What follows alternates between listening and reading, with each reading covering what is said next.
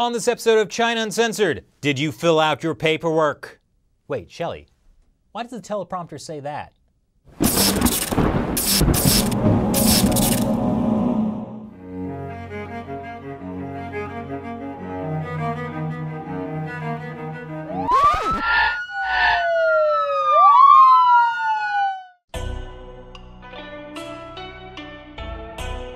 Hi, welcome to China Uncensored. I'm your host, Chris Chappell. Tibet, a land of happiness and freedom, according to the Chinese Communist Party. In fact, Tibet's capital tops state-run CCTV's poll as the happiest place in China. Sorry, Mickey, I'm sure Shanghai Disneyland came in a close second. But unlike Disneyland, if you try to flee Tibet, Chinese soldiers will actually shoot you. But there's more good news for the happy people living in Tibet. It turns out that even after death, they will still feel the loving embrace of Chinese bureaucracy. Traditionally, Tibetan Buddhists believe that after death, their soul re-enters the cycle of samsara, and they will be reborn based on their karma or their wishes from a previous life. Clearly, a slow, inefficient process riddled with problems. Problems that today have been solved, thanks to the efficiently humming engine of socialism with Chinese characteristics. You see, back in 2007, that old-fashioned way of reincarnation was banned. Now, it's under the auspices of the Chinese government. Yes, I kid you not, the officially atheist Chinese Communist Party is bringing the revolution to the afterlife, streamlining the whole thing by requiring government permission before reincarnation. According to the State Administration of Religious Affairs, this was an important move to institutionalize management of reincarnation. So to reincarnate, you'll need to fill out Form 99R as well as Form 22EL. Don't forget Form 108A. Make sure you do the calculations on the back of that one to get your official karma score. You'll need to get all of those signed and notarized in triplicate. And you'll need 2 valid forms of ID, plus your death certificate. Piece of cake. Sure, that may seem like unnecessary and ridiculous government regulation of something the party doesn't even believe in, but it's there for a reason. Take a specific case. Under the sloppy way reincarnation was handled in the past, this boy was mistakenly identified as the Panchen Lama, the number 2 religious figure in Tibetan Buddhism. The Dalai Lama was the one who identified him. Fortunately, the Chinese government stepped in and cleared up that mess. The boy and his family mysteriously disappeared. And the Chinese Communist Party found someone else to call the Panchen Lama. You know, this guy's the real deal because he says things like monks should love the Communist Party. Meanwhile, the other guy is probably doing okay. After human rights groups and the UN repeatedly asked about his whereabouts, Chinese authorities responded that he's absolutely fine and living a normal, happy life. Authorities went on to say that he was living on a happy little farm in the countryside where he has lots of room to sit around and meditate. I'm sure they've already filled out his reincarnation paperwork for him. But you know who's a bigger threat to the Communist Party than a 6-year-old boy? An 81-year-old man. This 81-year-old man, that Nazi, terrorist, wolf in monk's robes.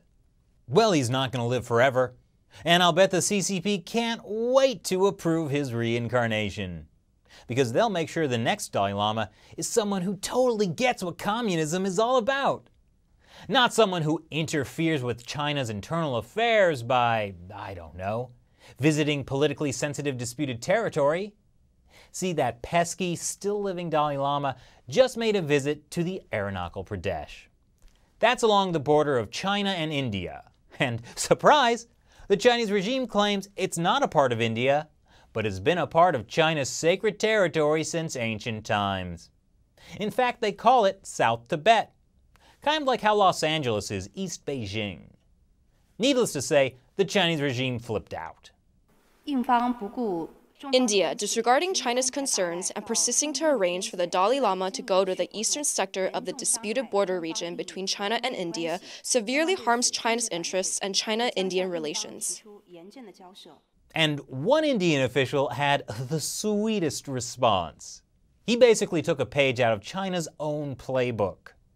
India never interfered into the internal affairs of China.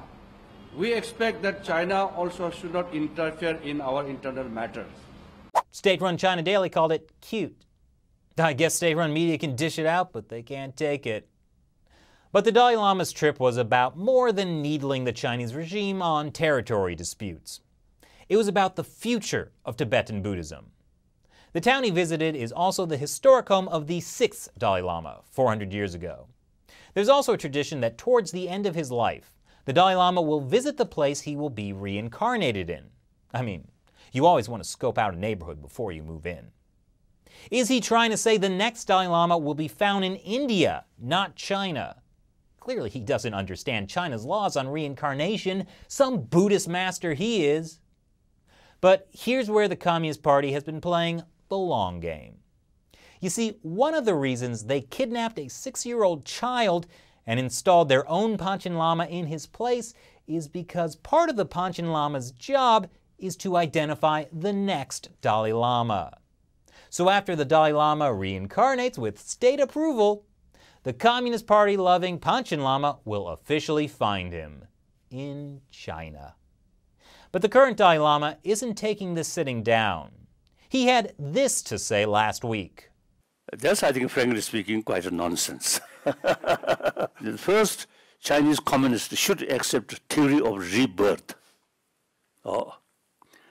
Then second, Chinese government should recognize Chairman Mao Zedong's reincarnation as well as Deng Xiaoping's reincarnation. Then there is some logical showing concern about Dalai Lama's reincarnation. Ouch! I think the Communist Party might need some lotion for that burn. I have a feeling the next party-approved reincarnation of the Dalai Lama won't be quite as sassy. So what do you think of the Chinese Communist Party's ban on reincarnation? Leave your comments below. And if you'd like to generate good karma for yourself, so Beijing will mark you down for a top post in the next lifetime, consider contributing to China Uncensored on Patreon. We depend on viewer support like yours. Simply follow the link below and choose an amount you'd like to contribute per episode. Thanks for watching this episode of China Uncensored. Once again, I'm your host, Chris Chappell. See you in the next life.